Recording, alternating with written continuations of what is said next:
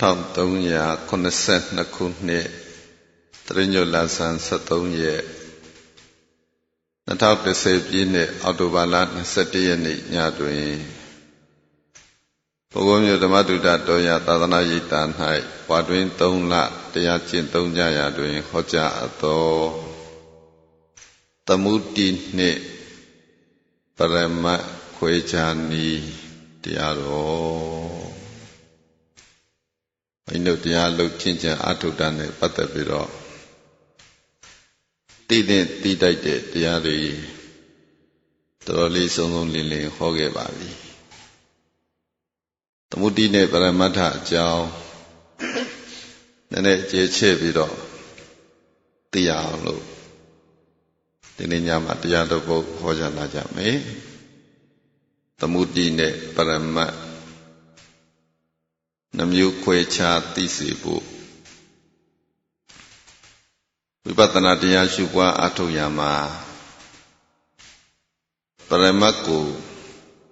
ရှုရတယ်လို့အလုံးသိထားတော့သမုဒ္ဒိတဏှာပြပြောမယ်ဆိုလို့ရှိရင်ပညာပေါ့သမုဒ္ဒိဆိုတာပညာပဲပညာနဲ့ပရမတ်လို့ပြောရင်လည်းပဲရပါတယ်ဒါကိုဘုန်းကြီးတို့ပြိဿကကိုရှုမှတ်ပွားများအထုတ်တဲ့အချိန်ခါမှာပညာကိုဖယ်ပရမတ်ကိုရှုလို့နားလည်ထားတော့ဘလို့ခြေနေမျိုးဘလို့သဘာဝမျိုးတည်ပညာဘလို့နေထားမျိုးတည်ပရမတ်လို့သိရလေအောင်ပေါ့အလုံးစုကြည့်ပါသစ္စာနှစ်ပါးမြတ်ဖရာခွဲခြားသိကြဟောခဲ့သည်သစ္စာနှစ်ပါးမြတ်ဖရာခွဲခြားသိကြဟောခဲ့သည်သစ္စာနှစ်ပါးမြတ်ဖရာခွဲခြားသိကြဟောခဲ့သည်ဒုဝေသစ္စာနိအခါတိသမုဒ္ဒောဝဒတံဝရောဘုရားရှင်ကိုယ်တော်မြတ်ကြီးဟောကြားတဲ့တရားဒေသနာမှာသစ္စာနှမျိုးလို့မှတ်ပေါ့သမုဒ္ဒိသစ္စာနဲ့ပရမတ္ထသစ္စာဘာနဲ့ပါသမုဒ္ဒိကလည်းပဲတခါတလေမှာဘုန်းကြီးတို့ဒီလောကနေတဲ့အခါမှာသမုဒ္ဒိရလည်းပဲကင်းလို့မရပညာကိုဖယ်ပညာကိုဖယ်ဆိုတော့ကိုကပညာနေတဲ့မှာလောကထဲမှာနေကြတဲ့အချိန်ခါမကင်းနိုင်သေးဘူးပေါ့အဲ့တော့ဒီနှမျိုးကိုမြတ်စွာဘုရားခွဲခြားပြီးတော့တည်တည်ချာချာဟောကြားလာတာကိုနားလည်ရင်ဘယ်ချိန်မှာဘယ်တရားကိုအာရုံပြုရမလဲသမုဒ္ဒိနဲ့ပရမတ်နှမျိုးဘယ်ချိန်ကာလမှာဘယ်နေရာမှာဘာကိုဥစားပေးရမလဲဆိုတာကိုသိရလေအောင်ပေါ့အဲ့နှမျိုးကိုမသိရင်ဘယ်လိုဒိဋ္ဌိဖြစ်တယ်နော်ဘာဖြစ်တော့ဒိဋ္ဌိဆိုတာအမြင်မှားပဲသမုဒ္ဒိကိုလည်းသိရမယ်ပရမတ်ကိုလည်းသိရမယ်သမုဒ္ဒိနဲ့ပရမတ်နှမျိုးကိုခွဲခြားမသိတဲ့သူသည်ဒိဋ္ဌိမြင်မှားအယူမှားတွေဖြစ်တော့ပင်ငရဲကြတတ်တယ်လို့အရှိရဆရာတော်များပညာရှိများပေါ့မိတ်ကြားခဲ့တဲ့စကားပါဆိုသစ္စာမတိဝိဒိဋ္ဌိကြာပြီးအပယ်လေးရွာသည်သစ္စာမတိဝိဒိဋ္ဌိကြာပြီးအပယ်လေးရွာသည်သစ္စာမတိဝိဒိဋ္ဌိကြာပြီးအပယ်လေးရွာသည်သမုဒိသစ္စာပရမတ္ထသစ္စာလို့သစ္စာနှစ်ပါးကိုခွဲခြားမသိရင်ဘာဝင်မယ်ဒိဋ္ဌိဝင်မယ်ကဲဒိဋ္ဌိကနော်ဘုန်းကြီးတို့ဝင်ရမယ့်တရားလားပယ်ရမယ့်တရားလား အမှားမြင်မိစ္ဆာဒိဋ္ဌိသည်ရှိကိုမရှိရရှိရမှသည်တမ္မာဒိဋ္ဌိအမြင်မှန်အမှန်မြင်ဖို့အဲ့ဒီအမြင်မှန်တမ္မာဒိဋ္ဌိသည်သစ္စာနှစ်ပါးသိဖို့အရေးမကြီးဘူးလားအဲ့ဒီသစ္စာနှစ်ပါးကိုခွဲခြားသိခြင်းအဖြစ်ဒိဋ္ဌိကင်းတယ်ခွဲခြားမသိရင်ဒိဋ္ဌိဝင်တယ်နော်အဲ့လောက်ထိဘုန်းကြီးတို့အရေးပါတယ်ပေါ့ဒီသမုဒိနဲ့ပရမတ်ပညာနဲ့ပရမတ်ဒီနှစ်ခုကိုခွဲခြားမသိတဲ့ပုဂ္ဂိုလ်မှာဒိဋ္ဌိဝင်တယ်ဒီနှမျိုးကိုခွဲခြားသိရှိတဲ့ပုဂ္ဂိုလ်မှာဒိဋ္ဌိဘာဖြစ်တော့ကင်းတယ်ဆိုသစ္စာသိရှိသစ္စာသိလျင်ဒိဋ္ဌိကင်းရာခြင်းနိဗ္ဗာန်တည်သစ္စာသိလျင်ဒိဋ္ဌိကင်းရာခြင်းအေရွာနိဗ္ဗာန်တည်သစ္စာသိလျင်ဒိဋ္ဌိကင်းရာခြင်းအေရွာနိဗ္ဗာန်တည်နော်သိတဲ့သူမှာရရှိတဲ့အကျိုးနဲ့မသိတဲ့သူမှာဖြစ်ပေါ်တဲ့အပြစ်ကျိုးနဲ့အပြစ်ပေါ့ကဲဒါဘာလို့ဒါကိုရင်ပြောတာတုံးဆိုလို့ရှိရင်ဘုန်းကြီးတို့ဒီနှမျိုးကိုခွဲခြားသိဖို့တည်ဘယ်လောက်အရေးကြီးတယ်ဆိုတာသိစေခြင်းလို့တကယ်တရားအလုပ်လုပ်ပြီးတကယ်အားထုတ်ပြီးဆိုတဲ့အချိန်ခါမှာသမုဒ္ဒိကိုပယ်ရတယ်တရားရှုတဲ့အချိန်ပါပယ်ရတရားရှုတဲ့အချိန်ခါမှာသမုဒ္ဒိကိုပယ်ရတယ်ငါသူတစ်ပါးပုဂ္ဂိုလ်တ attva ယောက်ျားမိန်းမဆိုတဲ့မြင်မျိုးတွေရှိကိုမရှိရအောင်ဒါပေမဲ့လို့လောကနေနေတဲ့အချိန်ခါဒီလောကထဲမှာတွာလာလှုပ်ရှားနေထိုင်တဲ့အချိန်ခါမှာတော့ဒီပညာကိုလုံးဝပယ်ခွာပြီးတော့ငါမရှိဘူးသူမရှိဘူးပုဂ္ဂိုလ်တ attva ယောက်ျားမိန်းမမရှိဘူးအမိဘဆရာဆိုတာမရှိဘူးဆိုပြီးတော့လှုပ်လို့ရမလားအဲ့ဒါလည်းမရသေးဘူးเนาะအမှန်တရားနှမျိုးအမှန်မနှမျိုးအဲ့နှမျိုးလုံးကိုသူ့ဉာဏ်နဲ့သူသုံးတတ်မှအာတို့ကဒိဋ္ဌိကင်းအောင်လို့ငါသူတစ်ပါးပုဂ္ဂိုလ်တ attva ယောက်ျားမိန်းမမြင်မျိုးဖေးမယ်ဘာမှမရှိဘူးယုံနာမရှိတယ်ဆိုပြီးတော့ဘုန်းကြီးတို့လောကမှာနေလို့ရလားအဲ့ဒါလည်းမဖြစ်သေးဘူးเนาะဒီလိုလည်းမရသေးဘူးနေရာတကာယုံနာကြီးပဲလေမဖြစ်သေးဘူးပေါ့ဒီအတွက်ကြောင့်မို့လို့သူ့နေရာနဲ့သူစင်ပြေပြေဘုန်းကြီးတို့နေတတ်ထိုင်တတ်အောင်ကျင့်တတ်ကြံတတ်အထုတ်တတ်အောင်ဒီနှစ်ခုကိုခွဲခြားသိရအရင်ဆုံးသမုဒ္ဒိသစ္စာဆိုတဲ့စကားလုံးဒီစကားလုံးရဲ့အဓိပ္ပာယ်ကိုဘုန်းကြီးကရှင်းပြခြင်းတယ်ဘာသစ္စာတော့သမုဒ္ဒိသစ္စာသမုဒ္ဒိဆိုတာဒီသမုတ်ထားတာပဲခေါ်ဝေါ်လို့ရအောင်ပြညတ်ထားတာသမုတ်ထားတာအများကလက်ခံသိမှတ်ပြုတာကိုသမုဒ္ဒိလို့ခေါ်တယ်တကယ်ဟုတ်ချင်မှဟုတ်မယ်တကယ်ရှိချင်မှရှိမယ်နာမည်လေးပဲဖြစ်ချင်ဖြစ်မယ်ဒါပေမဲ့လို့အများကဘာဖြစ်တော့လက်ခံထားတာဒီသမုဒ္ဒိဆိုမရှိသေးချာမှန်ကန်တာသစ္စာမြည်ရှိသမုဒ္ဒိတိမရှိသေးချာမှန်ကန်တာသစ္စာမြည်ရှိသမုဒ္ဒိတိမရှိသေးချာမှန်ကန်တာသစ္စာမြည်ရှိသမုဒ္ဒိတိသမုဒ္ဒိသစ္စာသည်မရှိတာသေချာသေးအရှိတရားလားမရှိတရားကဲမရှိလို့ဆိုပြီးတော့သူ့မမှန်ဘူးလို့ပြောလို့ရလားရှိတော့မရှိဘူးနော်တိတိကျကျ ရှိတရားတော့မဟုတ်ဘူးဒါပေမဲ့လို့သူကမှန်တော့မှန်တယ်ကဲဒါကိုဘုန်းကြီးတို့ပြိဿရေ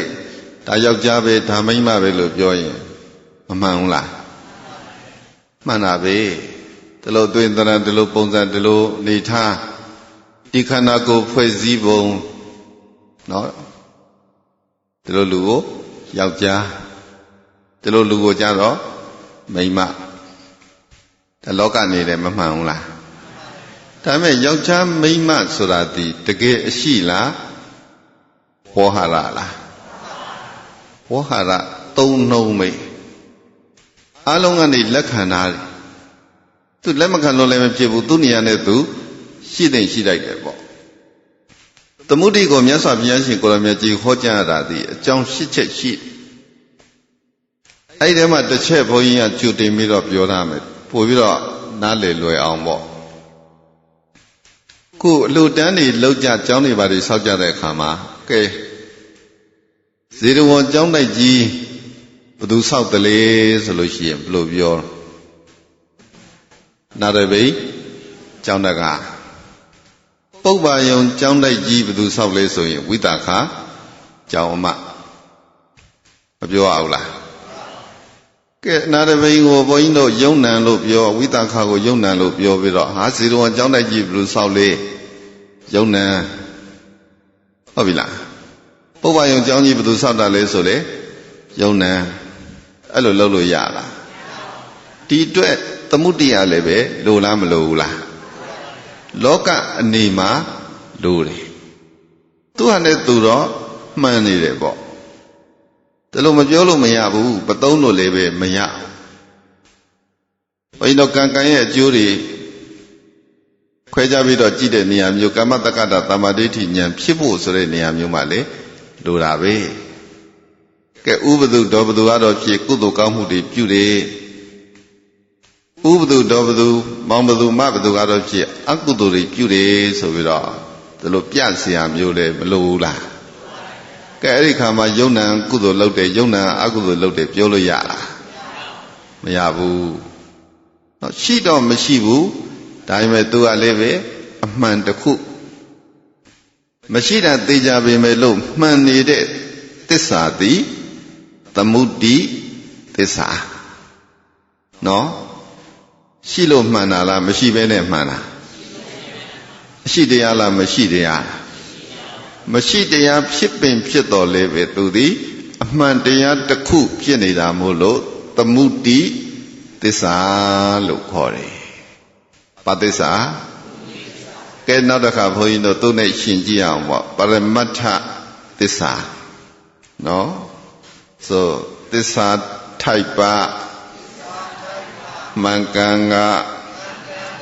ပရမတ္ထသစ္စာတိသစ္စာထိုက်ပါမံကံကပရမတ္ထသစ္စာတိသစ္စာထိုက်ပါမံကံကပရမတ္ထသစ္စာတိသစ္စာထိုက်လောက်အောင်မှန်ကန်တဲ့အမှန်တရားသည်ပရမတ္ထသစ္စာမှန်နေသမုဒ္ဒိကလည်းပဲမှန်တာပဲပရမတ်ကလည်းမှန်တာပဲသမုဒ္ဒိအမှန်သည်သစ္စာထိုက်တဲ့မှန်မျိုးမဟုတ်ဘူးပရမတ္ထအမှန်ကသစ္စာထိုက်တဲ့မှန်မျိုးဟုတ်ပြီလားကသစ္စာထိုက်တယ်သစ္စာထိုက်တယ်ဆိုတာဒီဘယ်လိုသစ္စာတော့သစ္စာသည်တကယ်ကိုမချွတ်မရွဲမဖောက်မပြအမြဲတမ်းမှန်တယ်ဟိုသမုဒိသစ္စာကဘုန်းကြီးတို့တစ်ခါတလေကြလို့ရှိရင်သူ့အမှန်သည်ပြောင်းခြင်းပြောင်းသွားသေးပရမတ္ထသစ္စာဆိုတာကမပြောင်းမလဲအမြဲတမ်းမှန်တယ်ဘယ်တော့မှကိုမပြောင်းသွားဘူးသူ့သဘောကနေရွေ့မသွားဘူးဒီနေရာပဲသမုဒိယဟိုရောက်ဒီရောက်ဟိုဖြစ်ဒီဖြစ်ခြင်းဖြစ်နေသေးတယ်နော်ကနေစရာနေရာတွေပဲဘုန်းကြီးတို့ဘုန်းကြီးယဟန်နေနေတဲ့နေရာကိုကြတော့ဘာခေါ်တော့ကျောင်းလို့ခေါ်တယ်လူတွေနေတဲ့နေရာကြတော့ကနေစရာပဲမဟုတ်လားဒါနဲ့ပဲဆောက်ထားတာပဲအုတ်တွေတစ်သားတွေကြောက်တွေနဲ့ဘိလမြေတွေနဲ့မဆလာတွေနဲ့သူတို့လှုပ်ထားတာကိုပဲဘုန်းကြီးယဟန်နေတာကြတော့ ကြောင်းလူနေတော့အိမ်ဟိုမှာသုတ်တန်သင်္ချိုင်းမှာဆောက်ထားတဲ့အခါကျတော့ဘာခေါ်တော့ဘာကွာသွားတော့အမြည်နာမပညာကွာသွားတယ်သူကအမြဲတမ်းမမှန်ကန်တဲ့အတွက်ကြောင့်မို့လို့ပြောင်းလဲခြင်းတွေဖြစ်တယ်မမှန်ဘူးလားဆိုလို့ရှိရင်မှန်တယ်အဲ့ဒီအမှန်ဒီတထစ်ချမှတ်လို့ရလားတထစ်ချမှတ်လို့မရဘူးပရမတ္ထသစ္စာကအမြဲတမ်းတထစ်ချမှတ်ပြီးတော့တည်တည်ချာချာကိုမှန်ကန်တယ်ဘရောမကိုမဖောက်ပြန်ဘူးမရွေ့လျှော်ဘူးမပြောင်းလဲဘူးအဲ့လိုမှန်ကန်ခြင်းသည်ပရမတ္ထသစ္စာပါသစ္စာနဲ့ပါသစ္စာသမုဒိသစ္စာနဲ့ပရမတ္ထသစ္စာနောက်တစ်မျိုးရှင်းကြည့်အောင်မုသာလိန်ဆုံးမဖြစ်ယုံခေါ်ယုံအရှိသမုဒိတိမုသာလိန်ဆုံးမဖြစ်ယုံခေါ်ယုံအရှိသမုဒိတိမုသာလိန်ဆုံးမဖြစ်ယုံခေါ်ယုံအရှိသမုဒိတိမုသာမဖြစ်ယုံလေးမှန်ကန်နေတာသည်သမုဒိသစ္စာသူ့အမှန်ကဘလို့မှန်မျိုးတော့မုသာမဖြစ်ယုံလေးမှန်နေမုသာဆိုတာကလိမ်ညာတာပေါ့ကဲဘုန်းကြီးတို့ဒီသမုဒိသစ္စာသည်မမှန်ဘူးလို့ပြောပြင်ပြောတော်လေပဲမမှန်တာကြီးသုံးနေလို့ယုတ်နံတရားတွေကိုငါသူတစ်ပါးပုဂ္ဂိုလ်တ attva ယောက်ျားမိန်းမလို့ခေါ်ဝေါ်သုံးဆွဲလို့မုဒ္ဒဝါဒများဖြစ်သလားစဉ်းစားကြည့်ဖြစ်လားကဖြစ်တယ်ဆိုလို့ရှိရင်ဘယ်သူမှမုဒ္ဒကင်းတော့မှာမဟုတ်နော်ကဲယောဂီဥပဒုဒောပဒုဆိုတာရှိအောင်မလားမရှိတော့ဘူးယုံနံကြီးပဲဆိုလို့ရှိရင်ပရမတ္ထကြီးပဲဆိုလို့ရှိရင်ဟုတ်ပြီလားကဲဘသူကကုသိုလ်ပြုတယ်ဘသူကအကုသိုလ်ပြုတယ်ရှိအောင်မလားဘသူကအဖေဘသူကအမေဆိုတာရှိအောင်မလားနော်အဖေမေလည်းယုံနံသားသမီးလည်းယုံနံဆိုတော့ဘသူကိုယူသေးရမယ်ဘသူကိုလေးစားရမယ်ဆိုတာလေပျောက်ကွယ်သွားမယ်ဒီအတွက်ကိုသမုဒိတိလိုအပ်တယ်မုသာမဖြစ်ယုံလေးမှန်နေတာသမုဒိတကယ်အမှန်မဟုတ်ဘူးသမုဒိကိုဒါအမှန်ပဲလို့ဘုန်းကြီးတို့ဖတ်တွေ့ထားလို့ရလားတကယ်အမှန်တော့မဟုတ်ဘူးဒါပေမဲ့လို့မမှန်ဘူးလားဆိုရင်လေမှန်တယ်ဘလို့မှန်ခြင်းမျိုးလဲလိန်ညာမှုမုသာလိန်ညာတဲ့စကားမုသာမဖြစ်ယုံလေမှန်ကန်နေတာမျိုးသည်သမုဒိဟုတ်ပြီလားကဲအဲ့ဒါဆိုလို့ရှိရင်မှန်းကြည့်လို့ရပြီပရမတ္ထဘက်ကဘုန်းကြီးတို့ရှင်းကြည့်မယ်ဆိုလို့ရှိရင်အဟုတ်ရှိပြီးတော့မှန်ကန်တာကပရမတ္ထဆိုအဟုတ်ရှိလားမှန်ကန်ကပရမတ္ထသစ္စာတိအဟုတ်ရှိလားမှန်ကန်ကပရမတ္ထသစ္စာတိအဟုတ်အမှန်ရှိပြီးတော့မှန်ကန်တာကပရမတ္ထသစ္စာနော်ဟုတ်တကယ်မချွတ်မရွေးမဖောက်မပြန်မှန်ကန်တာဘာသစ္စာချွတ်ရွေးဖောက်ပြန်တတ်တယ်ပြောင်းလဲတတ်တယ်ဒါပေမဲ့လို့မှန်နေတာကသမုဒိသစ္စာကဲငယ်ငယ်တုန်းကဘုန်းကြီးတို့အသက်ရှည်စေပေါ်မယ်သက်ရှည်ခြင်းတဲ့သူတွေသက်ရှည်စေပေါ်ဖို့အတွက်ယုံကြည်လိမ့်မွေးပဇွန်သွေးရှာခဲ့ဆိုပြီးတော့နော်ပြောကြတာရှိတယ်ယုံကြည်ဆိုတာရှိလားကဲနာမည်အဖြစ်တော့ဘုန်းကြီးတို့ယုံကြည်လို့ပြောလို့မရဘူးလားဒါပေမဲ့တကယ်ဥကြည်ရှိရလားလိမ့်မွေးတဲ့လိမ့်ကအမွေးမြင်မရှိဘူးလိမ့်မှာကြောကုန်းမှာလည်းအမွေးမရှိဘူးရင်မမှာလည်းအမွေးမရှိဘူးခေါင်းမှာလည်းအမွေးမရှိဘူးလက်ချေမှာလည်းမွေးမရှိဘူးကဲမဖြစ်နိုင်တာကိုတင်စားပြီးတော့ပြောတယ်အသက်ရှည်စေမသေးစေဖို့ဖို့ကဲမသေးစေဆိုတာရှိနိုင်လားမရှိနိုင်တဲ့အတွက်ကြောင့်မို့လို့မရှိနိုင်တာတွေကိုဘာလုပ်ခိုင်းတော့ရှာခိုင်းတယ်ပဇွန်သွေးတဲ့ပဇွန်ကသွေးရှိလားသွေးမရှိဘူး နော်အဲ့တော့ဒီစကလုံးအနေနဲ့ပြောမယ်ဆိုလို့ရှိရင်တော့ရှိတယ်တကယ်အနေထားမျိုးနဲ့ဆိုလို့ရှိရင်မရှိတာကသမုဒိတကယ်မရှိတာဘာလို့တကယ်ရှိတာကပရမတ္ထဆိုတာယုတ်တရားနံတရားပဲနည်းနည်းချက်ပြောလို့ရှိရင်ဘုရားရှင်ဟောတဲ့ပရမတ္ထသည်၄မျိုးပေါ့စိတ်စေတသိက်ယုတ်နိဗ္ဗာန်နော်စိတ်ကစေတသိက်ရဲ့ယုတ်ကနိဗ္ဗာန်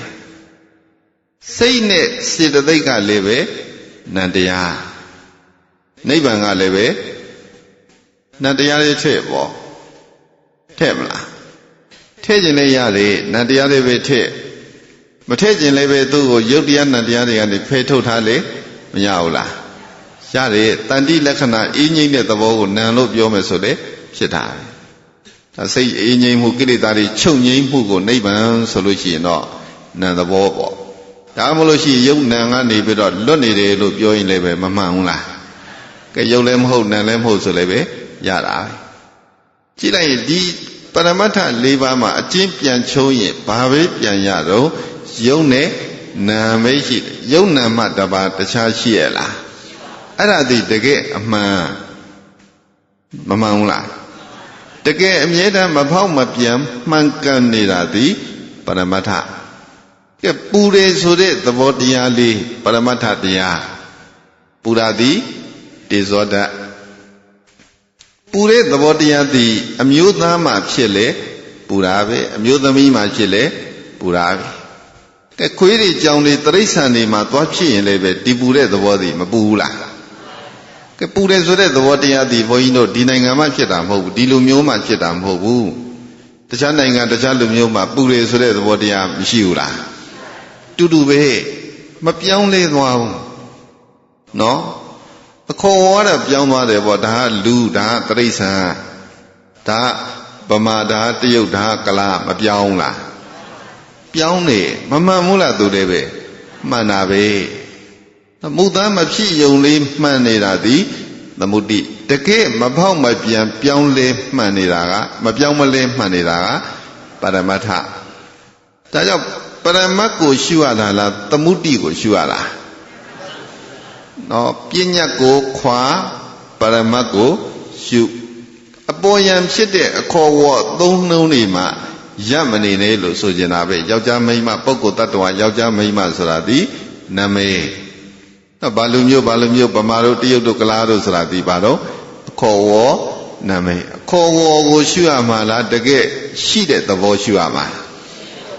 တကယ်ရှိတဲ့သဘောကိုရှုမှတ်ရတယ်တကယ်ရှိတာဒီပူခြင်းအေးခြင်းအစရှိတဲ့ရုပ်သဘောတရားရဲ့ခံစားခြင်းသိခြင်းအစရှိတဲ့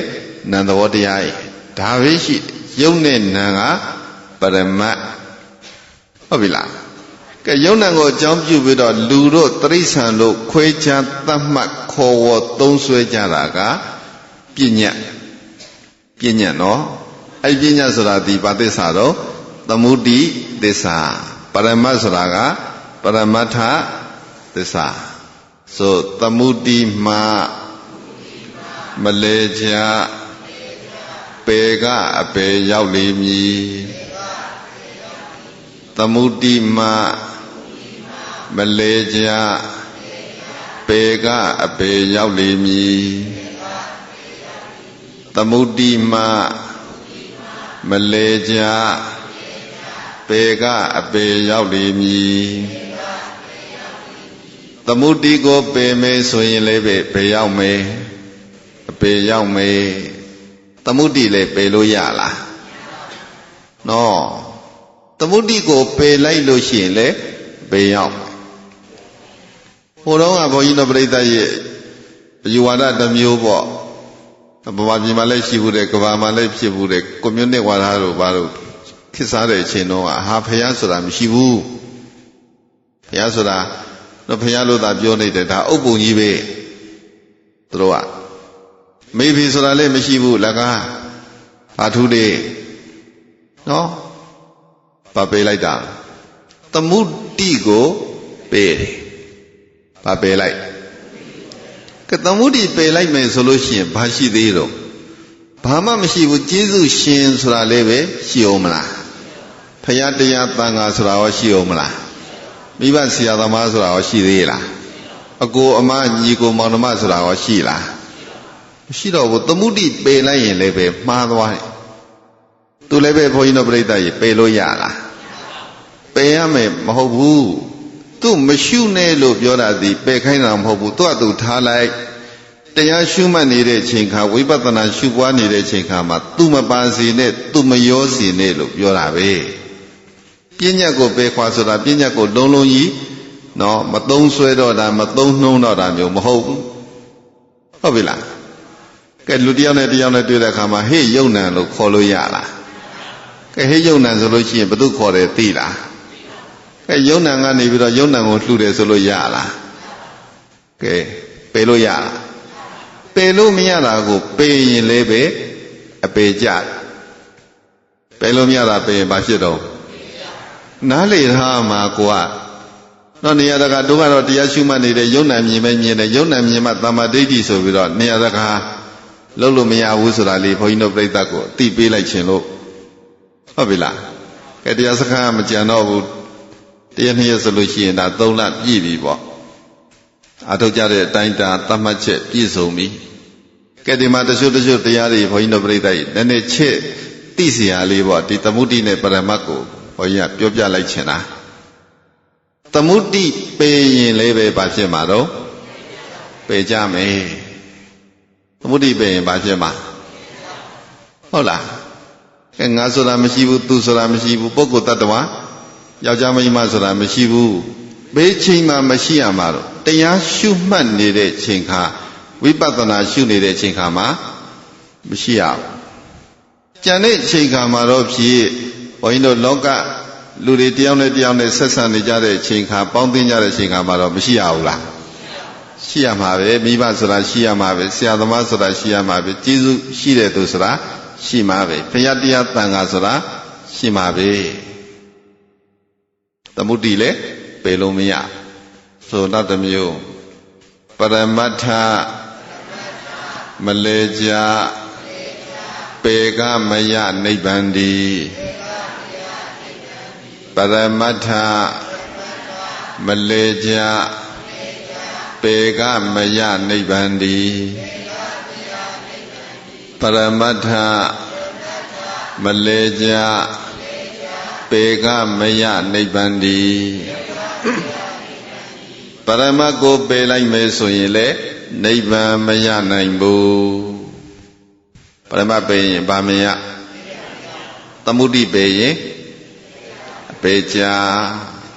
ဟုတ်ပြီလားသမုဒိပယ်ရင်အပေကြမယ်ပရမတ်ကိုပယ်ရင်နိဗ္ဗာန်နဲ့ဝေးမယ်ကဲသမုဒိနဲ့ပဲဖက်တွေ့ထားတယ်ဒါပယ်လို့မရဘူးဆိုပြီးတော့ဒီထဲမှာပဲနေဒီတွေးကြံနေပဲနေဒါပဲလုံနေလို့ရှိရင်ဘုန်းကြီးတို့ပြိဿရေနိဗ္ဗာန်မရနိုင်ဘူးရမလားနိဗ္ဗာန်မရဘူးနိဗ္ဗာန်ကဘာနဲ့သွားမှာတော့သမုဒိနဲ့သွားမှာလားပရမတ်နဲ့သွားပရမတ်နဲ့သွားမှာရှုမှတ်တဲ့ချိန်ခါလက်တွေ့ဝိပဿနာတရားတွေကြည်ကြံပွားများအားထုတ်တဲ့ချိန်ခါမှာသမုဒိကဘာလို့ထားဖယ်ထားလိုက်ခဏကောင်းကိုခြေလက်ပုဂ္ဂိုလ်တ attva ယောက်ျားမိန်းမပုံပန်းတရံအလုံးဝိုင်းပြားပေါ့ပြော့အမအတူရှိဖြူအမဲဒါတွေပါလို့ရလားကဲအဲ့ဒါတွေကဘုန်းကြီးတို့ပြိဿရေပရမတ်လားပညာလားပညာဆိုလို့ရှိရင်ဘာသစ္စာသမုဒိသစ္စာပဲဖြူတယ်မဲတယ်ပုတ်တယ်ဝါတယ်ပိန်တယ်ရှည်တယ်ဆိုတာဒီ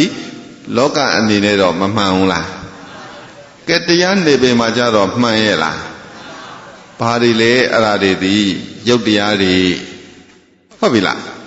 နိဗ္ဗာန်သွားဖို့ကြတော့ဘုန်းကြီးတို့အဲ့ဒီလိုလောကအမှန်တရားနဲ့သွားလို့မရနိုင်ဘူးပရမတ်ကိုပယ်ရမယ်ဆိုရင်ပရမတ်နဲ့သာမသွားဘူးဆိုရင်လည်းနိဗ္ဗာန်နဲ့ဝေးလိုက်မယ်သမုဒိကိုပယ်လိုက်မယ်ဆိုရင်တော့အပယ်ငရဲ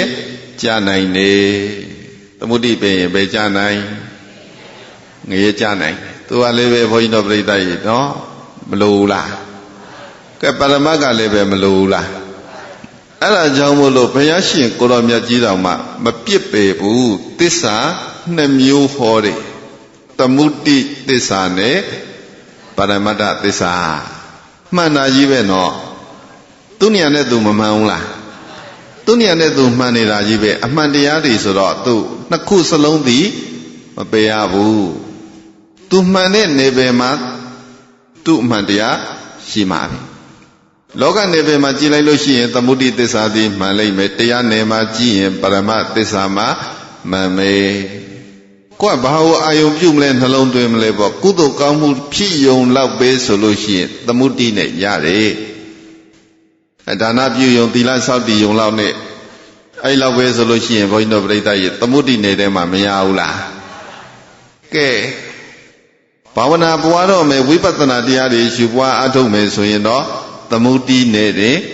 မဖြစ်နိုင်ဘူးဘယ်ထိသွားမှာတော့ပရမတ်ကိုရောက်မှာဘယ်ရောက်อ่ะကဲယုံနာအာယုံကိုမရောက်မချင်းမရဘူးနောက်တစ်ခုဆိုသမုဒိမှာကြည်တရာသေချာတိကျပြဋ္ဌာန်းသည်သမုဒိမှာကြည်တရာသေချာတိကျပြဋ္ဌာန်းသည်သမုဒိမှာကြည်တရာသေချာတိကျပြဋ္ဌာန်းသည်သမုဒိမှာသရတရားကအဓိကသမုဒိမှာဗာအဓိကကဲအဲ့ဒါကြောင့်ဘုရားရှင်ကိုယ်တော်မြတ်ကြီးတုတ်တန်တရားဒေသနာတွေဟောတဲ့ချိန်ကအိုးလွန်ခဲ့တဲ့ဘဝတုန်းကဘယ်ဘဝတုန်းကဘာဖြစ်ခဲ့တယ်နော်ငါဘုရားလောင်းတော်ကဘယ်ဘဝမှာရောက်ခဲ့တယ်ရှင်သာရိပုတ္တရာကိုယ်တော်မြတ်ကြီးကဘာဖြစ်ခဲ့တယ်အရှင်အနန္ဒာကဘာဖြစ်ခဲ့တယ်ဆိုပြီးတော့ဘုရားမဟောဘူးလားအဲ့ဒါဘာအတွက်တုံးတရားတရားဖြစ်ဖို့နော်ကပန်းလေးတစ်ဝင်းလှူရင်လည်းပဲကုသိုလ်ကောင်းမှုဖြစ်တယ်သီလတရက်စောင့်ရင်လည်းပဲအပေမကြနိုင်ဘူးနတ်ပြည်ရောက်နိုင်တယ်စသည်ဖြင့်မဟောဘူးလားဘာအတွက်တော့တရားတရားဖြစ်ဖို့ဟောတာသမုဒိအသုံးလုံးသမုဒိနယ်ပယ်မှာမြတ်စွာဘုရားရှင်ကိုယ်တော်မြတ်ကြီးသမုဒိစကလုံးတွေကိုသုံးရတာဒီတရားဖြစ်ဖို့ပရမတ္ထနယ်ပယ်မှာကြည်လိုက်မယ်ဆိုရင်ပရမတ်မှာကပညာပြဋ္ဌာန်းနေပရမတ်ကိုကြတော့ဘုန်းကြီးတို့တရားနဲ့တည်းမလုံလောက်ဘူးပရမတ်သိမြင်ဖို့ဆိုတော့ဘာလို့လားလဲပညာလို့လားလေဆိုပရမတ်မှာသိပညာသေချာတိကျပြဋ္ဌာန်းသည်ပရမတ်မှာသိပညာသေချာတိကျပြဋ္ဌာန်းသည်ပရမတ်မှာကပညာအဓိကသမုဒိမှာဗာအဓိကသရအဓိကနော်ပရမတ်ကိုကြတော့ဘုန်းကြီးတို့ပညာနဲ့ခွဲခြမ်းဝေဖန်စီစေရမယ်ဒါယုတ်ဒါနံပါလို့သိနိုင်တာသည်တရားသိတာလားပညာသိတာကဲတရားတရားတွေဘလောက်ကောင်းကောင်းတရားတရားတွေထက်သန်နေပေမဲ့လို့ယုံနာဓမ္မကိုသိတဲ့ပညာမျိုးမဖြစ်သေးရင်မပေါ်သေးရင်သိဉာဏ်ပညာတွေသာမရသေးဘူးဆိုရင်နိဗ္ဗာန်မရောက်နိုင်သေးပါဘူးရောက်ပြီလားနိဗ္ဗာန်ပို့တာတရားပို့တာလားပညာပို့တာနော်တိုက်ရိုက်အဖြစ်နိဗ္ဗာန်ကိုရောက်စေတာသည်ပညာကောင်းရာသုကတိကိုဖန်တီးပေးတာလူပြည်နတ်ပြည်လူချမ်းသာနတ်ချမ်းသာအစရှိတဲ့နော်ကောင်းရာသုကတိဘဝတွေကိုရောက်စေတာကတရားတရားပါဘာလဲတရားနဲ့ပညာသမုဒိကတရားပရမတ်ကပညာကဘယ်နေရာပါလို့လဲဆိုတာသူ့နေရာနဲ့သူစုနေရာစုစောင့်နေရာစောင့်မလို့ဘူးလားနော်အခုတရားကျင့်ကြံပွားများအထုတ်ချိန်ခါမှာဘုန်းကြီးတို့ပြိဿရေဘာအဓိကပညာအဓိကကျန်တဲ့ဒါနသီလသမထပြုနေတဲ့ချိန်ခါမှာကြတော့ဘာအဓိကတော့သရအဓိက အဲ့ဒီအချိန်မှာကတရားရေးကြီးတယ်ဒါနပြုတယ်ပိကံလူတန်းနေတဲ့ဆိုတဲ့အချိန်ခါသီလတွေကိုစောင့်သိနေတဲ့အချိန်ခါသမထဘာဝနာတွေပွားများနေတဲ့အချိန်ခါမှာတဲ့တရားတရားပြဋ္ဌာန်းနေကဲအလုံးသောတတ္တဝါတွေဘေးရန်ခတ်သိငြိမ်းကြပါစေမေတ္တာပို့နေတယ်ဘေးကင်းရကင်းအန္တရာယ်ကင်းကြပါစေလို့မေတ္တာပို့နေတာသမုဒိလားပရမတ်လားသမုဒိနဲ့သမုဒိနယ်ပယ်မှာသမုဒိအမြင်နဲ့ကြည့်မှရမယ်ပေါ့ကဲသူကြတော့ပုဂ္ဂိုလ်တ attva အာယုံမပြုဘဲနဲ့ယုံ nant တွေချမ်းသာကြပါစေရမလားဘာမှမသိတော့ဘူးအဲ့ဒါဆိုလို့ရှိရင်နော်အာယုတ်တရားနတ်တရားတွေဘေးကင်းကြပါစေဆိုလို့ဖြစ်လားမဖြစ်ဘူးအဲ့ဒါကြတော့ပုဂ္ဂိုလ်တ attva ကိုအာယုံပြုရပုဂ္ဂိုလ်တ attva အာယုံပြုမှသရတရားတွေတက်လာတယ်ဟာဒုက္ခိတတ attva ဒုက္ခိတတ attva နော်ပူပူရွာရွာဖြူဖြူမဲမဲအလုံးသောတ attva တွေစူကြုံနေမြင့်အလုံးသောတ attva တွေလို့ဒီလိုအာယုံပြုလိုက်မှပဲတရားဖြစ်တယ်ဗုဒ္ဓနုတ္တိဘာဝနာတွေပွားများနေတဲ့အချိန်ကဘုရားရှင်ကိုရောမြတ်ကြီးရဲ့ဂုဏ်တော်တွေနှလုံးသွင်းဆင်ခြင်မိဘုရားဂုဏ်တွေနှလုံးသွင်းဆင်ခြင်မိမြတ်စွာဘုရားရှင်ကိုအာယုံပြုမယ်ဆိုတဲ့အချိန်ခါမှာဟာယုံ nant ပဲလို့မြင်လို့ရလားမြတ်စွာဘုရားလို့မြင်ရတယ်နော်အဲမြတ်စွာဘုရားလို့မြင်နေတာဒီသမုဒိလားပရမတ်လားအဲ့ဒါသမုဒိမှာအဲ့တော့မှသရတရားဖြစ်တဲ့လက္ခဏာတော်ကြီးငယ်နဲ့ပြည့်စုံတော်မူတဲ့မြတ်စွာဘုရားပါရမီတွေဖြည့်ကျင့်တော်မူတဲ့မြတ်စွာဘုရားဝိနည်းတ attva တို့ရဲ့ကောင်းကျိုးချမ်းသာကိုမနာမနေဆောင်ရွက်တော်မူတဲ့မြတ်စွာဘုရားဘာနဲ့သွားတော့သမုဒိနဲ့သွားရကဲယုံ nant သာဆိုလို့ရှိရင်ဘုန်းကြီးတို့ပြိဿကြီးကြောက်တုံးကြောက်ခဲသစ်ပင်နဲ့ထူအောင်မလားဘာမထူဖြစ်သွားမှာပေါ့နော်ဒါပေမဲ့လို့တရားလို့ပွားများအထုတ်တဲ့ချိန်ကမှရှုမှတ်ပွားများတဲ့ချိန်ကမှကြတော့ဘာရှုမဲ့ယုံ nant ဓမ္မရှုမဲ့ပညာနဲ့ရှုရမယ်ဘာရှုရမယ်ကြံတဲ့အချိန်ခါမှာဘုရားရှင်ကိုရောမြတ်ကြီးကြွလာတယ်မြတ်စွာဘုရားရှင်ကိုရောမြတ်ကြီးကိုဖူးမြင်ရတယ်ဆိုလို့ရှိရင်ဘုန်းကြီးတို့ကုသိုလ်ဖြစ်တယ်ကောင်းတယ်ပေါ့ဒါပေမဲ့တရားထုတ်တဲ့ချိန်ခါမှာမြတ်စွာဘုရားကြွလာတယ်တို့အာယန္နာရှင်မြတ်တွေကြွလာတယ်တို့ဒါရီမြင်လဲပဲဘာရှုရမှာလဲယုံ nant ပဲရှုရမှာကိုလုံနေတဲ့အလုပ်ကတရားလုပ်လားပညာလုပ်လားကပညာလုပ်တဲ့အချိန်ခါမှာဘာနဲ့သွားမလို့သမုဒိလားပရမတ်လားတရားလုပ်နေတဲ့အချိန်ခါဆိုလို့ရှိရင်တော့သမုဒိပေါ့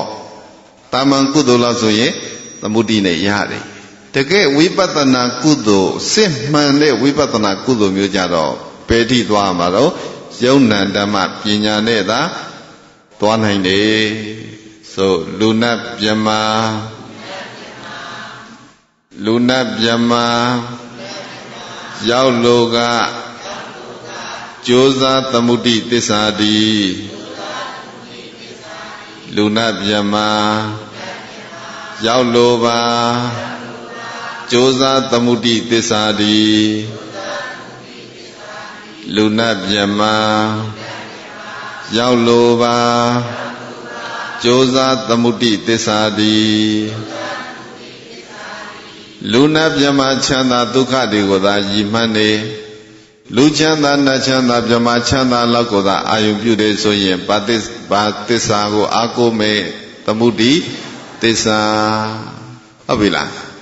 ကဲနိဗ္ဗာန်ရောက်ချင်တယ်ဆိုရင်တော့ဘုန်းကြီးတို့ဘာသစ္စာတော့ပရမတ္ထသစ္စာမဖို့နိဗ္ဗာန်ရောက်လို့မှန်ကျိုးရံပရမတ္ထတိမဖို့နိဗ္ဗာန်ရောက်လို့မှန်ကျိုးရံပရမတ္ထတိမဖို့နိဗ္ဗာန်တရားတွေကိုရမိလိုချင်ပါလေမဉ္ဇဉ်ဘုံညာနိဗ္ဗာန်ကိုရည်မှန်းမယ်ဆိုရင်ဘာသစ္စာကြိုးစားမယ်ပရမတ္ထသစ္စာတလန်းစီမသွားဘူးလားကဲနှစ်ခုလုံးဒီဘုန်းကြီးတို့ပြိဿရဲ့မမှန်ဘူးလားနှစ်မျိုးလုံးမမှန်ဘူးလားမှန်တယ်အဲ့ဒါကြောင့်သစ္စာဆိုတဲ့စကားလုံးနဲ့သုံးတာနော်သစ္စာဆိုတာဒီအမှန်တရားဒါပေမဲ့ဒီအမှန်ဒီသမုဒိနယ်မှာမှန်တာကတစ်မျိုးပရမတ္ထနယ်မှာမှန်တာကတစ်မျိုးမရောလိုက်နဲ့နေရာတကာ နော်တန်းတူပဲတူတူပဲလို့လောက်လို့ရလားမရဘူးသမုဒ္ဒိနယ်မှာသမုဒ္ဒိသစ္စာကမှန်မယ်ပရမတ္ထနယ်ပယ်မှာဘာသစ္စာမှန်မယ်ပရမတ္ထသစ္စာကမှန်သမုဒ္ဒိနေတဲ့ချိန်ခါသမုဒ္ဒိကိစ္စပြုတဲ့ချိန်ခါမှာပရမတ်ကိုမရှုပ်နဲ့ပေါ့ပရမတ်နေတဲ့ရောက်နေတယ်ပရမတ္ထနေတဲ့သွားနေတဲ့ချိန်ခါမှာသမုဒ္ဒိဝင်မရှုပ်နဲ့သမုဒ္ဒိနဲ့ပရမတ်ကဲနည်းနည်းပို့ပြီးတော့နားလေတော့ဘုန်းကြီးဥပမာတစ်ခုပေးမယ်မြေအိုးတစ်လုံးဒါဆာလာပေလာဥပမာပါဘာအိုးတဲ့မြေအိုးဆိုတာဘာနဲ့လှုပ်ထားမြေကြီးနဲ့လှုပ်ထားတယ်နော်ကိုရှေ့မှာခြားထားတယ်ပေါ့ကျောင်းရှေ့မှာရှိတယ်မြေအိုးတစ်လုံးမြေအိုးတစ်လုံးကိုတည်တည်ချာချာကြည့်လိုက်လို့ရှိရင်မြေဆိုတာနဲ့အိုးဆိုတာနဲ့ဒီအတူတူလားတစ်ခုစီလားတူရဲ့လားမြေကတခြားအိုးကတခြားဟုတ်ပြီလားမြေအိုးတစ်လုံးတော့ကိုပြောလိုက်တော့လွယ်လွယ်လေးပဲမြေအိုးလို့ဘုန်းကြီးတို့သုံးလိုက်တယ်ဒါပါအိုးတော့မြေအိုးမှာမြေဆိုတာနဲ့အိုးဆိုတာနဲ့ဒီတူလားတခြားစီလား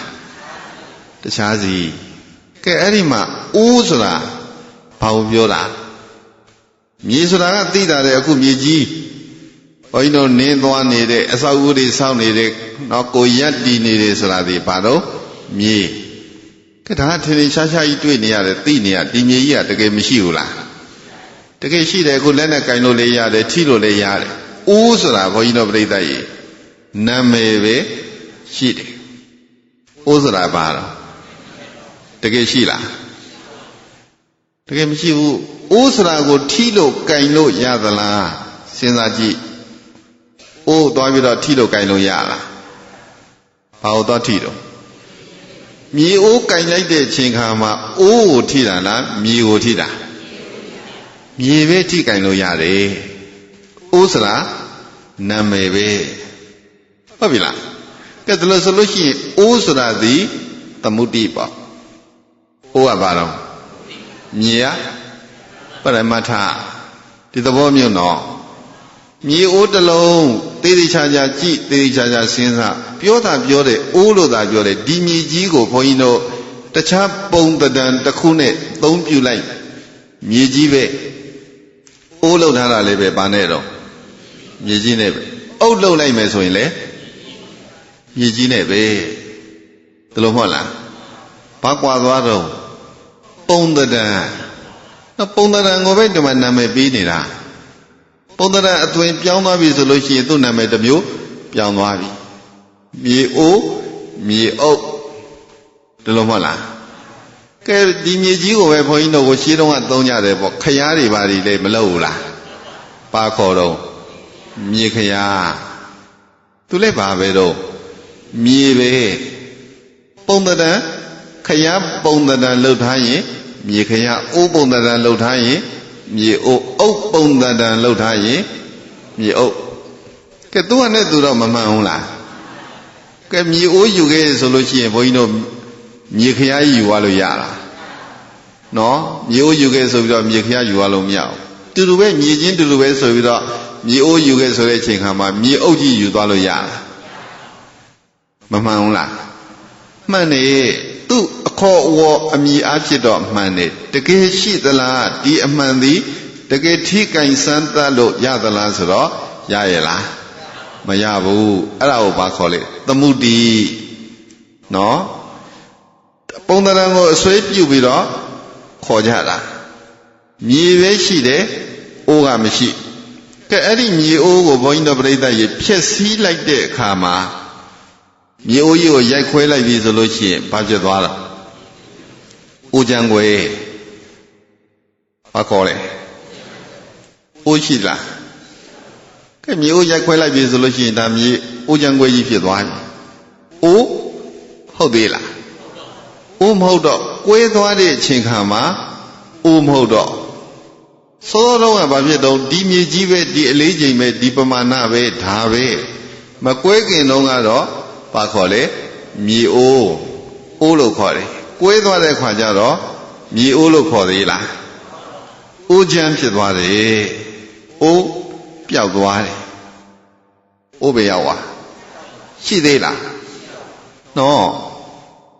အိုးမရှိဒါဆိုတကယ်ရှိတာဒီအဲ့ဒီမြေအိုးဆိုတဲ့နေရာမှာတကယ်ရှိတာကဘာလို့မြေဆိုတာရှိတယ်ဘာရှိတော့ကဲမြေအိုးချမ်းဒီလိုမသုံးလားမြေအိုးချမ်းကွဲအိုးချမ်းကွဲဖြစ်သွားတယ်အိုးမဟုတ်ကဲအဲ့ဒါကိုအမှုတ်ကြိတ်လိုက်ပြီးထိုးလိုက်ထောင်းလိုက်ပြီးဆိုလို့ရှိရင်အိုးမဟုတ်တော့ဘာပြန်ဖြစ်သွားမြေပဲပြန်ဖြစ်သွားတယ်မြေကပျောက်လားမပျောက်ဘူးမပျောက်ဘဲနဲ့တည်နေရှိနေတာသည်ပရမတ်ပရမတ်ရဲ့သဘောသည်မပျောက်မပြက်အမြဲတမ်းတည်တယ်ပြဉ္ညတ်ကဲ့သဘောကဘာလို့ပျောက်ပြက်သွားတယ်ပြောင်းလဲသွားတယ်အမြဲမမှန်ဘူးနော်ကဲဒီမြေကြီးကိုပဲပုံသဏ္ဍာန်အမျိုးမျိုးနဲ့အယောင်အမျိုးမျိုးနဲ့သုံးတယ်ဝါနေတဲ့မြေကြီးကြတော့မြေဝါကဲနေတဲ့မြေကြီးကြတော့မြေနီနဲ့တဲ့မြေကြီးကြတော့မြေနဲ့ဟုတ်ပြီလားကဲအဝါအနီးအနဲ့အဝါအနီးအနဲ့ဆိုတာဒီတကယ်ရှိတာလားအမြည်ပဲရှိတာနောက်ဆုံးပြန်ကြည့်တော့မြေဝါဆိုတာလေးပဲပါတော့မြေကြီးပဲမြေနီဆိုတာလေမြေနဲ့ဆိုတာလေဘာထူးလဲဘာမထူးဘူးတကယ်ရှိတာကပရမတ်ရဲ့သဘောတကယ်မရှိဘဲနဲ့ပျောက်ပြက်သွားတာကပညာသမုဒိရဲ့သဘောအခုဘုန်းကြီးတို့ပညာသမုဒိအဖြစ်ကြည့်မယ်ဆိုလို့ရှိရင်လူဆိုတာမရှိဘူးလားအဲလူဆိုတာပဲဟာလေဘာကိုပြောတာလဲကောင်းကိုခြေလက်အင်္ဂါစိတ်ပိုင်းတွေပေါင်းစပ်ထားတာကိုလူလို့ပြောတယ်တဲ့ခေါင်းကလူလားဆိုတော့လေလူမဟုတ်ဘူးသူကခေါင်းကခေါင်းပဲဟုတ်လားကဲလက်ကလူလားဆိုတော့လေပဲဘုန်းကြီးတို့ပြိဿကြီးလက်ကိုလူလို့ပြောလို့ရလားသူ့နာမည်နဲ့သူရှိပြီးသားလက်ကလက်ပဲခြေထောက်ကခြေထောက်ပဲဘယ်ရောက်သွားတော့လူကရှိသေးလားမရှိတော့ဘူးခုနကတော့ပြောတော့ဒါလူနော်ကဲဟေ့လူလို့သာခေါ်နေတာဘုန်းကြီးတို့ဘယ်ဟာခေါ်တယ်ဆိုတာသိသိချာချာရှိလားမရှိဘူးတကယ်ရှိနေတာဒီပရမတ်တကယ်မရှိတာကပညာတကယ်မရှိတော့လည်းပဲသမုဒိနယ်မှာသူ့ပယ်လို့ရလားသမုဒိနယ်မှာမရှိလို့ဆိုပြီးတော့ဘုန်းကြီးတို့ပြိဿကြီးပယ်ဖို့မကြိုးစားနဲ့ပယ်ရင်မှားလိုက်အပေကြမယ်အယူတွေလွဲချော်သွားမယ်ပေါ့နော်ကဲဘာမှမထူးဘူးအကုန်လုံးတူတူပဲဖျားဆိုတာလည်းမရှိဘူးအုပ်ပုံကြီးပဲမိဘဆိုတာလည်းမရှိဘူးလူချင်းပဲဆိုတာဒီဖြစ်လာတာဒီဘာပယ်လိုက်တာတော့သမုဒိပယ်လိုက်တာပညာကိုပယ်လိုက်ပြီးပညာကိုညာသက်ရောက်အောင်မကြည့်ဘူးဆိုလို့ရှိရင်တော့ဘုန်းကြီးတို့နိဗ္ဗာန်ဘယ်နည်းနဲ့မှမရောက်နိုင်အဲ့တော့ကိုသွားရမှာသည်မစ္စည်းမပฏิပဒါဘယ်လိုသွားမလဲမစ္စည်းမပฏิပဒါအလေအလတ်လမ်းစဉ်ဆိုတာပညာနဲ့ပရမတ်သမုဒိနဲ့ပရမတ်နှစ်ခုရှိရမှာဘယ်လမ်းသွားမှာလို့အလေလမ်းကိုကြည့်ဖို့လိုတယ်ဆိုပညာပရမတ်နှစ်ရရှိရာပညာတန်ဆွမ်းမှန်လန်းပြောက်မှာပရမတ်တန်ကသွားရခမနှစ်ခုစကျင့်တတ်လေလန်းသာပညာပရမတ်နှစ်ရရှိရာပညာတန်ဆွမ်းမှန်လန်းပြောက်မှာပရမတ်တန်ကသွားရခမနှစ်ခုစကျင့်တတ်လေလန်းသာယောဂီပုဂ္ဂိုလ်တွေကဘယ်လန်းသွားမယ်အလေအလတ်နော်မြတ်မြတ်တတနှစ်ခုလုံးညှိနှိုင်းချင့်ချိန်ပြီးတော့ကျင့်တတ်ပရမတ်ကိုတန်ဆွမ်းရင်လည်းပဲ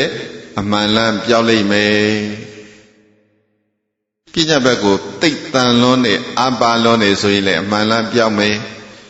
ပရမတ်ကိုသိအားကိုပြန်ရင်လည်းပဲသွားရတာခက်နေလိမ့်မယ်နှစ်ခုလုံးမလိုဘူးလားကဲလောကီလောကုတ္တရာမြတ်စွာဘုရားရှင်ကိုယ်တော်မြတ်ကြီးလောကကိုလည်းပဲမပြစ်ပေဘူးအခုကိုယ်တကယ်နေနေတာဘယ်နေရာနေတော့လောကမှာနေတာ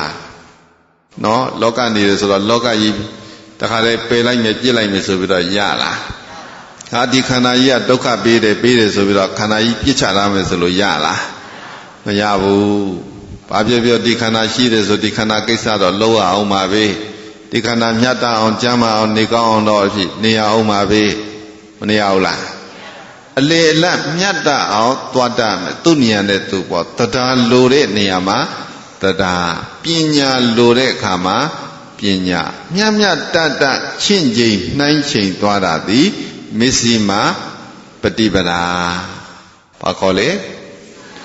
မစ္စည်းမပฏิပဒါတစ်ဖက်စွန်းကိုမရောက်စေရ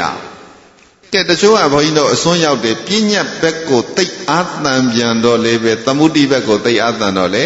ပရမဘက်ကိုမရောက်တော့ပရမဘက်ကိုသိအားများနေပြန်တော့လေပညာဘက်မှာအာနေတယ်နှစ်ခုပါပြရမလို့မြတ်တရဆိုပညာပရမနှစ်ရတို့မှာမကင်းနိုင်ပဲတွန်တွဲနေတာပညာပရမနှစ်ရတို့မှာမကင်းနိုင်ပဲတွန်တွဲနေတာပညာနဲ့ပရမတ်နှမျိုးသည်မကင်းနိုင်တဲ့တရားလို့မဟုတ်လားကဲပရမတ်ကိုကြည်ကျင်တယ်ပရမတ်ကိုကြည်ကျင်တယ်ဆိုတော့ဒီပရမတ်ကလည်းပဲဗမာရှိတော့ဒီပညာထဲမှာပဲမရှိဘူးလားနော်ဒီကောင်းကိုခြေလက်ထဲမှာပဲပညာသဘောထဲမှာပဲဘာရှိနေတော့ပရမတ္ထရှိတယ်ကဲအဲ့တော့ပရမတ်ကိုလုံးဝမလိုချင်ဘူးဆိုပြီးတော့လုံးဝပြစ်ပယ်လို့ရလားဘာဖြစ်လို့တော့တွေးနေလို့နော်ကဲမြေအိုးလို့ခေါ်တဲ့စကားလုံးမှာပြန်သွားပေါ့မြေအိုးဆိုတာဒီဘာနဲ့တွေးလဲမြေနဲ့အိုးနဲ့တွေးတယ်မြေတက်ဆိုရင်လည်းပဲမြေအိုးလို့ခေါ်လို့ရလားအိုးတက်ဆိုရင်လည်းပဲမြေအိုးလို့ပြောလို့ရလားနော်အိုးဆိုလို့ရှိရင်မှတန်အိုးရှိတယ်တတ္တုအိုးရှိတယ်စတိအိုးရှိတယ်မျိုးစုံမရှိဘူးလားကဲအဲ့တော့အိုးဆိုလို့ရှိရင်လည်းပဲတလုံးနဲ့ဆိုလို့ရှိရင်လည်းပဲမြေအိုးလို့ဘုန်းကြီးတို့ပြိတ္တရေမမြင်နိုင်ဘူးမြေလို့သာပြောလိုက်လို့ရှိရင်လည်းပဲမြေအိုးဆိုတဲ့ပုံသဏ္ဍာန်မပေါ်နိုင်ဘူးနှစ်ခုလုံးပါဖြစ်နေတယ်တွဲနေနှစ်ခုတွန်တွဲနေတယ်ပညာနဲ့ပရမတ်တွဲဆက်နေတဲ့သဘောတွဲနေတဲ့စီမှာဘုန်းကြီးတို့ကခွဲပြီးတော့မြင်ကြည့်ရဟုတ်ပြီလားတွဲတဲ့နေရာမှာကိုကခွဲပြီးတော့ကြည့်ရမယ်ခုတချို့အသီးနှံတွေပေါ့မပိန်းတဲ့သီးတို့ဒွင်းသီးတို့ဒီအသီးမျိုးတွေစားတဲ့ခါကျတော့ဘုန်းကြီးတို့အသားနဲ့အသီးအစစ်နဲ့ကဘာဖြစ်တော့တွဲနေစစ်ရဲ့အသားစားတာကဘာကိုစားတော့ပြရမှာဘာပြစ်တော့ကဲငါတို့ကအသားပဲစားတာဆိုပြီးတော့အသားကြီးပဲယူလို့ရလားမရဘူးကဲဈေးတဲ့တော့ဝယ်တဲ့ခါလဲကြည်ပေါ့ဝက်သားဝယ်တယ်ဆိုလို့ရှိရင်အသားဝယ်လိုက်ပဲအစီမပါဘူးလားကဲစားကျင်တာအသားစားကျင်တာဘာပါလာတော့နော်အားတချို့ကအစီစားကျင်တာအသားမစားကျင်ဘူးအစီပဲဝယ်မယ်ဆိုတဲ့အသားမပါဘူးလားဒီလိုပဲပေါ့နှစ်ခုကဘာလို့ရှင်ဆက်နေတယ်တွဲနေတာကိုကိုကပြန်ခွဲရမယ်ဘာနဲ့ခွဲမလို့ဒီနေရာခွဲတယ်ဆိုတာဒီဉာဏ်နဲ့ခွဲဟုတ်ပြီလားကဲဒါဥပတုဒောပတုဆိုတဲ့စီမှာဘုန်းကြီးတို့ပြိတ္တရေဥပတုဒောပတုဆိုတာကပညာကဲသူ့မှာရှိနေတဲ့ယုံနံကပရမတ်နော်ငါဆိုတဲ့ကိုမှာပဲပြန်ကြည့်ပေါ့ငါဆိုတာလေပညာပဲကိုဆိုတာလေပညာပဲဒါပေမဲ့လို့ဒီထဲမှာမှဘာရှိနေတော့ပရမတ္ထသဘောသွားသည်ပါနေတယ်ကဲပရမတ်ကြီးပဲနေလို့လေမဖြစ်ဘူးပညာကြီးပဲရလို့လည်းမရအဲ့တော့မကင်းနိုင်ပဲဒွန်တွဲနေတဲ့နေရာမှာဆိုပညာပရမတ်နှစ်ရတို့မှာမကင်းနိုင်ပဲဒွန်တွဲနေတာဖောက်ပြန်ဆက်ဆက်ပညာမှတ်ပါဖောက်ပြန်ဆက်ဆက်ပညာမှတ်ပါပရမတ်မြင့်မြတ်ဖောက်ပြန်กว่าဖြောက်ပြန်ဆက်ဆက်ပညာမှတ်ပါပရမတ် မြေမြတ်ဖောက်ပြန်กว่าပရမတ်ဆိုတာဒီအမြဲတမ်းဖောက်ပြန်နေတဲ့ပြောင်းလဲနေတယ်မတည်မြဲဘူးမတည်ငြိမ်ဘူးမျိုးမျိုးပြောင်းနေနော်ဟိုကနေလေ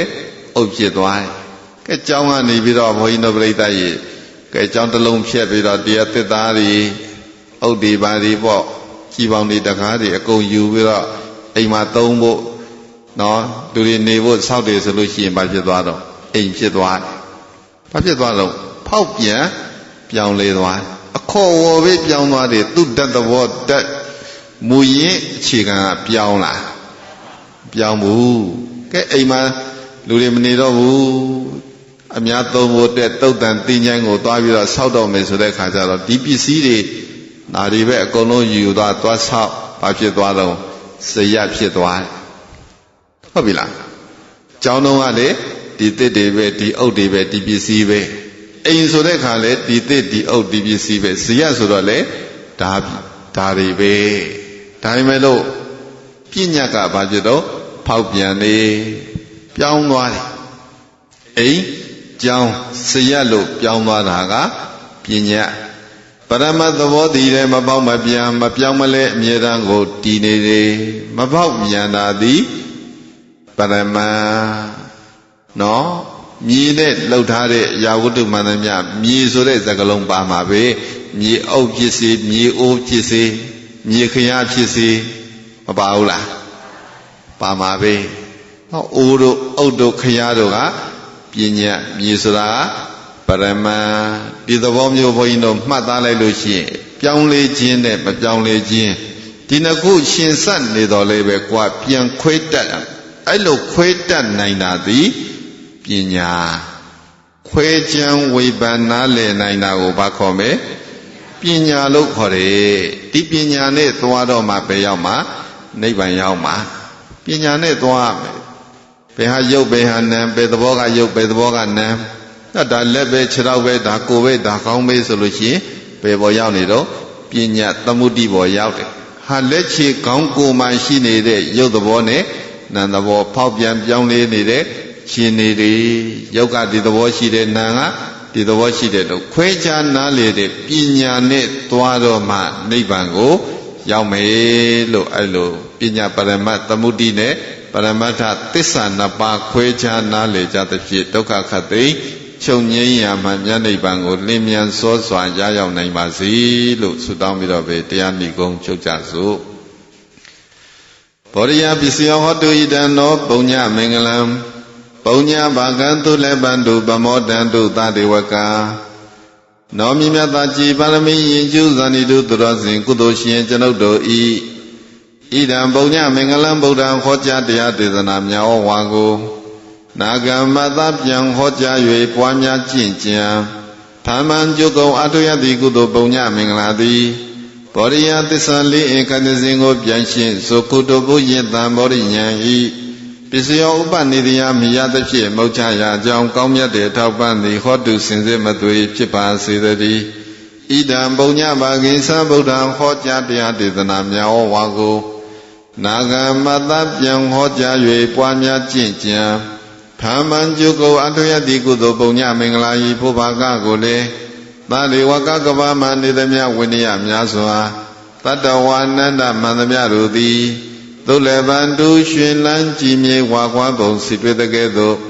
ဤတိငွေစိတ်မှထုံးတဲ့အိတ်တယုံတွေ့တို့လို့မကြည်နုကိုယ်ပိုင်ရယူနိုင်ကြပါစေကုန်သတည်းသုလတံကိုစီလိုညီ၍ကြည်သာရှင်ပြုံးအလုံးမြတ်သူရယူကြကုန်ပြီး၍ပမောတန္တုကိုစိတ်နှပြတော်ဤစာဖြစ်ပြေကကျွဲမှဝမ်းမြောက်နိုင်ကြပါစေကုန်သတည်းဝါပမောတန္တုလူပြည်တယ်မကနပြည်မှာဆက်သွယ်လျက်ထဲနေမြမချင်းလုံးဘုရားတရင်ကဘာတုံအောင်